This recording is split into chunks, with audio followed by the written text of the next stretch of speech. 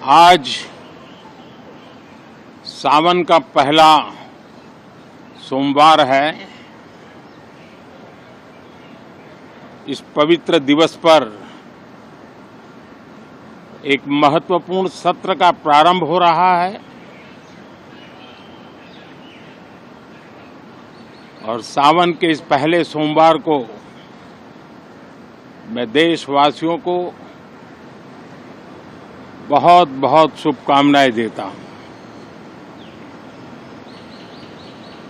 आज संसद का मानसून सत्र का भी आरंभ हो रहा है। देश बहुत बारीकी से देख रहा है कि संसद का यह सत्र सकारात्मक हो, सृजनात्मक हो और देशवासियों के सपनों को सिद्ध करने के लिए एक मजबूत नींव रखने वाला हो। साथियों, भारत के लोकतंत्र की जो गौरव यात्रा है उसमें ये एक महत्वपूर्ण पड़ाव के रूप में मैं देख रहा हूं। व्यक्तिगत रूप से मुझे भी, हमारे सभी साथियों को भी ये अत्यंत गर्व का विषय है कि करीब 60 साल के बाद कोई सरकार तीसरी बार वापस आए और तीसरी पारी का पहला बजट रखने का सौभाग्य प्राप्त हो। ये भारत के लोकतंत्र की गौरव यात्रा की अत्यंत गरिमापूर्ण घटना के रूप में देश इसे देख रहा है। ये बजट सत्र है। मैं देशवासियों को जो गारंटी देता रहा हूं, क्रमशः रूप से उन गारंटियों को जमीन पर उतारना, इस लक्ष्य को लेकर के हम आगे बढ़ रहे हैं। ये बजट अमृतकाल का एक महत्वपूर्ण बजट है। हमें 5 साल का जो अवसर मिला है, आज का बजट हमारे उन 5 साल के कार्य की दिशा भी तय करेगा और ये बजट 2047 जब आजादी के 100 साल होंगे तब विकसित भारत का जो हमारा सपना है, उस सपने को पूरा करने की मजबूत नींव वाला बजट लेकर के हम कल देश के सामने आएंगे। मुझे आज बहुत दुख के साथ कहना है कि 2014 के बाद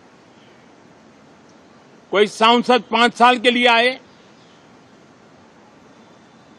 कुछ सांसदों को 10 साल के लिए मौका मिला, लेकिन बहुत से सांसद ऐसे थे जिनको अपने क्षेत्र की बात करने का अवसर नहीं मिला, अपने विचारों से संसद को समृद्ध करने का अवसर नहीं मिला, क्योंकि कुछ दलों की नकारात्मक राजनीति ने देश के संसद के महत्वपूर्ण समय को एक प्रकार से अपनी राजनीतिक विफलताओं को ढांकने के लिए दुरुपयोग किया। मैं सभी दलों से आग्रहपूर्वक कहता हूं कि कम से कम जो पहली बार सदन में आए हैं, ऐसे बहुत बड़ी संख्या में हमारे माननीय सांसद हैं और सभी दल में हैं, उनको अवसर दीजिए, चर्चा में उनके विचारों को प्रकट करने का मौका दीजिए। ज्यादा से ज्यादा लोगों को आगे आने का अवसर दीजिए। और आपने देखा होगा कि पार्लियामेंट के नए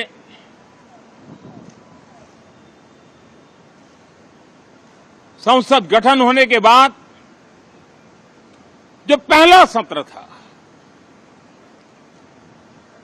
140 करोड़ देशवासियों ने बहुमत के साथ जिस सरकार को सेवा करने का हुक्म किया है देशवासियों ने, उसकी आवाज को कुचलने का और लोकतांत्रिक प्रयास हुआ।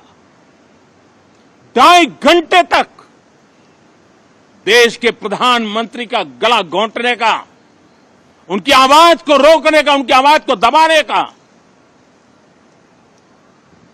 लोकतांत्रिक परंपराओं में कोई स्थान नहीं हो सकता है और इसका कोई पश्चाताप तक नहीं है, दिल में दर्द तक नहीं है।